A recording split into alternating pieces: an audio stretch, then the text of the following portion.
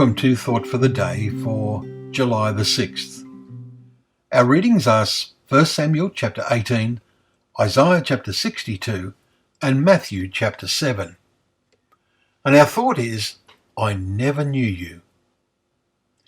Many of the things Jesus said are very challenging, but few offer a greater challenge than the words we read today about what will be said to some on that day. Matthew 7 and verse 22. That is, the day of judgment. He speaks of those who will come before him, but to some of them he will say, "Depart from me, I never knew you." And these will respond, "Lord, Lord, did we not prophesy in your name, and do many mighty works in your name?" In referring to those who prophesy, we should not think of them as those who have some gift to foretell the future. The work of those serving God, as we see with many of those called prophets in the Old Testament, is to proclaim God's words. Very often these were words of warning as well as encouragement. Any who speak to others to bring the message of Christ and God to them, quoting God's word from the Bible, are, in this sense, prophets.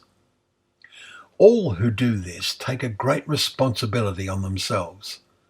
James, in his epistle, makes the point, "Not many of you should become teachers, my brothers, for you know that we who teach will be judged with greater strictness." Chapter 3 and verse 1. Those who Jesus tells to depart are described as workers of lawlessness. So what is such a worker? Remember what we read when we completed Revelation a few days ago?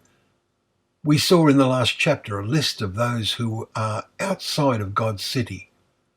This was because their names were not found in the book of life. Chapter 20 and verse 12.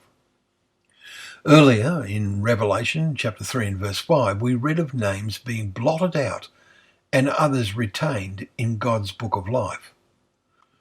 Well, what causes them to be excluded? Those outside are not just those who are really bad in today's estimation of badness, but includes everyone who loves and practices falsehood. Chapter 22 and verse 15. Those he tells to depart thought they knew Jesus, but Jesus says he never knew them. What is it to know someone? In the Bible's way of expressing it, it means to have a genuine relationship with them. Human relationships are breaking down today.